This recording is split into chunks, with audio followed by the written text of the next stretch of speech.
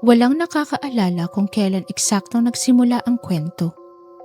Walang petsa, walang dokumento. Ang alam lang ng mga matatanda, nangyari ito bago pa matutong magsinungaling ang lupa, bago pa may kalsada, bago pa may poste ng ilaw, bago pa matutong umangal ang dagat sa tuwing may dumaong na hindi nito kilala. Sa huling bahagi ng kwentong ito, ipapakita ko sa inyo ang mismong larawan ng puno ng niyog. Hindi kathang isip, hindi kwento lang. Ang totoong puno. Ang nakatayo sa gitna mismo ng kalsada. Kaya huwag kayong aalis. Kailangan niyong tapusin ang kwentong ito. Noon, ang lugar na iyon ay tawag lang ng mga ninuno bilang daungan. Hindi dahil may pier, kundi dahil may barkong minsan lamang dumaong at hindi na muling nakita. Isang gabi iyon na walang buwan. Tahimik ang dagat pero hindi payapa. Ang mga alon ay hindi humahampas. Para bang may hinihintay. Ang mga mangingisda na pauwi na sana ay biglang huminto. May liwanag sa malayo. Hindi apoy, hindi rin ilaw ng bangka. Ginto ang kulay. Hindi kumikislap pero nagliliwanag. Isang barko ang unti-unting lumitaw mula sa dilim. Walang tunog ng makina pero gumagalaw. Sabi ng pinakamatandang buhay pa noon, parang dumadaos-dos lang sa tubig. Hindi ito barko ng tao. Ang katawan ng barko ay tila yari sa metal na hindi nila kilala. Walang kalawang, walang uka. At sa harapan nito, may ukit ng mga simbolong walang katulad sa alpabeto ng mundo. Dumaong ito sa pampang na walang paalam. Walang sigaw, walang tao sa kubyerta. Hanggang sa may bumaba. Isang babae. Hindi siya naglalakad, parang lumulutang ng bahagya sa ibabaw ng buhangin. Mahaba ang buhok, itim na parang gabi. Pero may hiblang kumikislap na parang bituin. Suot niya'y hindi tela, hindi seda, parang hamog na hinubog bilang damit. Walang nagsalita, walang lumapit. Ang babae ay tumingin sa paligid. Parang hinahanap ang isang bagay na matagal nang nawawala. Pagkatapos, inutusan niya ang mga kasamang hindi makita. Isang lubid ang ibinaba mula sa barko.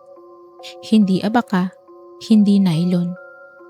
Mukha itong lubid, pero parang buhay. Bahagyang gumagalaw, humihinga. Itinali nila ang lubid sa isang puno ng niyog na tumubo malapit sa dalampasigan. Hindi pa ito mataas noon. Hindi pa namumunga.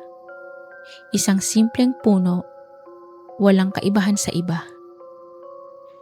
Pagkatapos itali ang lubid, ang babae ay humawak sa puno. Ipinikit ang mga mata at bumulong ng salitang hindi na ulit kailanman. Umakyat siya muli sa barko. At sa isang iglap, naglaho ang liwanag. Naglaho ang barko, naglaho ang dagat na parang walang nangyari. Pero ang puno ng niyog, naiwan. Lumipas ang mga taon, naging dekada, naging henerasyon. Ang daungan ay naging baryo. Ang baryo ay naging bayan. At ang batang puno ng niyog ay tumangkad. Tumaba ang katawan, lumalim ang ugat. Hanggang sa dumating ang panahong kailangan na ang kalsada. May plano ang gobyerno, may sukat, may blueprint. At sa gitna ng planong kalsada, nandoon ang puno ng niyog. Sinubukan muna nilang pakiusapan ng lupa. May nag-alay ng dasal, may nagwisik ng asin, may nagsabing, baka may nakatira dyan. Pero panahon na raw ng progreso. Hindi pwedeng humarang ang isang puno.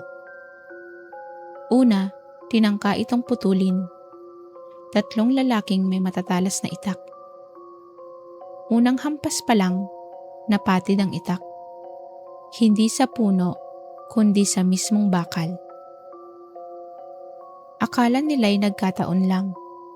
Pangalawang itak, naputol din. Pangatlo, nabiyak ang hawakan. Walang gasgas ang puno. Parang hindi kahoy. Parang bato. Parang laman. Sumunod, chainsaw. Umandar ito ng maayos, pero sa sandaling idikit sa puno, namatay ang makina. Hindi nag-overheat, hindi nasira. Basta huminto. At ayaw nang umandar muli kahit saan dalhin. Doon, nagsimulang magbulungan ang mga tao. Sabi ng matatanda, "Wag, hindi yan basta puno." Pero may pondo na, may kontrata na, may deadline. Kaya ipinadala nila ang backhoe. Malaki, bago, malakas. Pinaharap sa puno. Isang hila lang sana, bubunutin mula sa lupa. Nang isinaksak ang ngipin ng backhoe sa lupa, umungol ang makina. Hindi normal na tunog. Parang may nasasaktan. 1 segundo, 2, 3, at biglang namatay.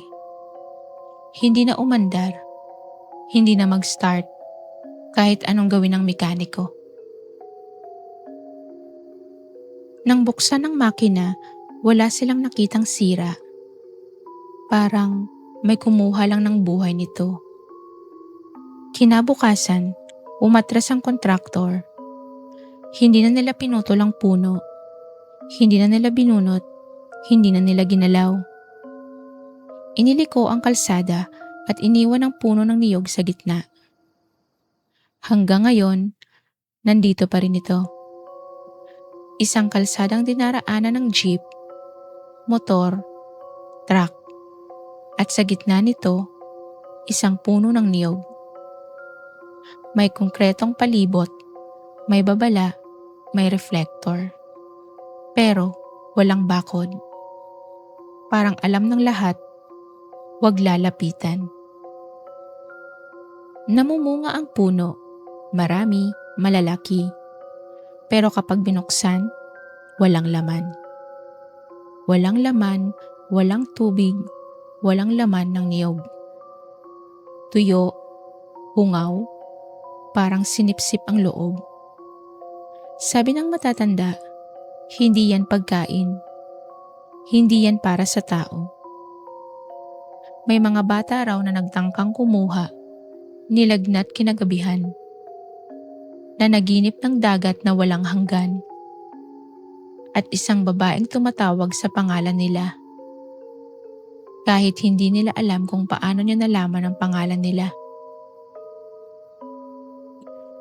May mga driver na humihinto sa tabi ng puno sa gabi.